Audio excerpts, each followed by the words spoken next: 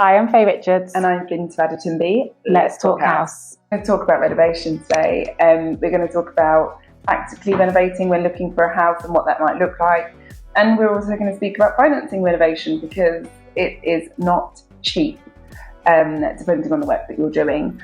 So you're going to start with I'll start with the first question. Okay. So I have lots and lots of clients that come to me with this question or scenario.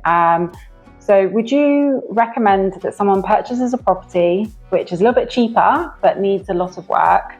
And can you just tell us a bit about the sort of pros and cons and what that looks like in reality? Because I know that a lot of clients come to me with that initial idea, but then they change their mind. Yeah. Okay.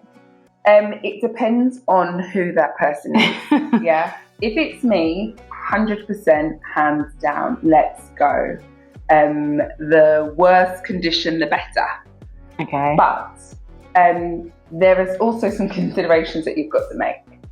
If you have to live through something, is it habitable enough for you to live in it while it's being done? And that may need to be the case financially. So if you haven't got the money to rent somewhere else and to have that work done at the property, then you need to think about whether you could live through that kind of chaos and mess, because big renovations, they can be chaotic and they can be really, really messy. So that's one factor. And then the other thing is, are you that kind of person? Can you visualize it? Have you got the patience for it? Have you got the time to project manage it? I don't know, it sounds fanciful and you watch grand designs and it looks great, but I'm not sure it's everyone's cup of tea. So I really do think it depends on your circumstances, whether you can afford to do it whilst living in or out it, and whether you have the patience. Yeah, I think that's really, really well answered. Like, in theory, it's a great idea. You can put your own stamp on a property, you can add value potentially, but in reality, living through a renovation, having dust throughout your house, all over your furniture, and that kind of dust is different to just normal dust, like plastering kind of dust and rendering and all that. And the noise. Yeah. If you're trying to work from home or with children, no kitchen or part of the kitchen missing. Yeah. So it's not everyone's cup of tea. Really think about the pros and cons and whether you would be able to manage also a project that you may be given, say, 3 weeks or 3 months. Double that, just double it. And could you live in something for 6 months or a year, and really think about it that way. And I think one other thing that's really relevant at the moment is sort of inflation and the cost of materials. So you can get sort of quotes at the beginning and things can change a lot. So it's just being really mindful of having the contingency in place as well. Indeed. Okay, my question to you. Will I have trouble getting a mortgage on a poorly renovated property? Inhabitable property? Yeah, so it depends on what state it's in. So uninhabitable and basically meaning from a lending perspective that it's not mortgageable will be a property without a working kitchen or bathroom.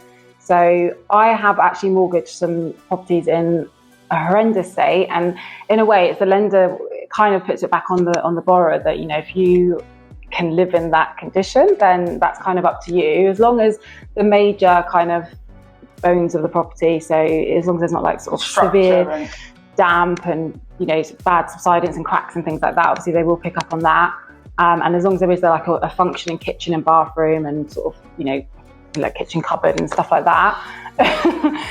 That's really important. Yeah, really important. Then yeah, you can mortgage them, but yeah, I would say that's the minimum that you would need. Okay, your turn. Shoot. Oh yes, so my next one was, okay, so looking for a property, out viewing and things, found something you like, but you want to be able to renovate it, possibly extend side or upwards. Yeah. What sort of things should somebody look out for? I'm buying a property and I want to do work on it. What should I look out for? Yeah, so in those initial, I guess when you're viewing, any main things that you should check for, and then I guess when you do if you get further along the line and have a survey, the things that you should be doing. So if you're to buy somewhere and you want to do some work to it, say you want to do an extension, and usually minimum kind of people, if you're going to do an extension, you go about 3 meters. Look beyond that property to 3 meters. What's there? Is there a huge tree? Is there, one of those little wells? what might obstruct that or cause a problem. If you are buying a property and you'd like to do a loft, poke your head out the window, have the neighbours to the left and right if you've done a loft, or have the neighbours on the other side of the property done a loft. Also, I would suggest that on your second viewing, you could also just bring someone with you. Bring someone like a building expert with you, a builder, to check out the property and see whether it is feasible to do the kinds of things that you're looking for. That's if you've got a set idea or plan of what you're going to do.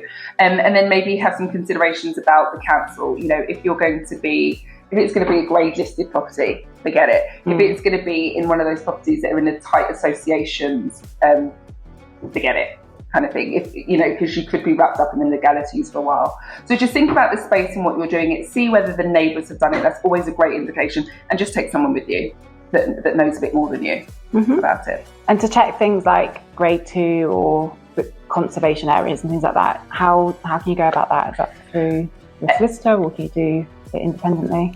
You could. Well, it depends. These people are just starting. They haven't bought anything yet, so you may not have a solicitor. So it might be an independent search that you're doing. If you have got a conveyancing solicitor and have started that process, then you could go via that means. But I imagine you may not have one. In the early days. Yeah, exactly. So you might want to do some online checks yourself on it. Great. Your question. Yeah, sorry, it is me. Can I take money out from my mortgage to renovate? So renovations are really expensive and you pay so much into your mortgage every month that can we just retrieve some of that and spruce the place up? Potentially. So it all depends on the level of equity that you've got available. Okay. So you'll need to do a check on the current valuation of the property and then look at your current mortgage balance. And then it depends on if you're sticking with the same lender. So if you're maybe within like a product and you've got penalties, then you can approach your existing lender for additional borrowing. And usually most lenders are quite good if it's for house renovations. So you can do sort of a normal application to take some additional borrowing based on what loan to value is available. Lenders typically will go up to 85 or possibly 90% loan to value. So you can take out quite a nice bit extra if you've got a low loan to value already. Or if that isn't suitable, you can look to remortgage to a new lender and do it that way. But yeah, you can potentially take money out. And the other thing to note is it kind of depends on the level of work. So the lender will always want to know what you're doing with the funds.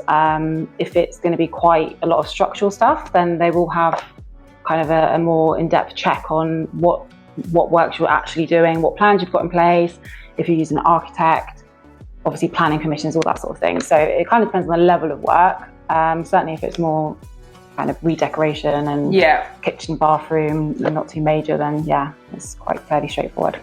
Good. And last question, how long would it take to actually extract that money if it is possible to do it? What's the kind of time limit? I mean, if you're with your existing lender, it can be pretty quick because obviously there's no legal work or anything needed. So all it is a new valuation, and then they will need to do an affordability check if you're taking additional borrowing. So we're talking a couple of weeks? It could be two to 4 weeks to get the money out, depending on the lender and how quick they are. Obviously, if you're going to a new lender, then allow a bit more time, more like probably a good 6 weeks, possibly 8, depending on how quick the legals move. Okay, all right. Well, if you'd like any more information about renovating and buying a property, then please use the details below to contact us. Yes, and please subscribe so you don't miss out on any of our future videos. Bye for now.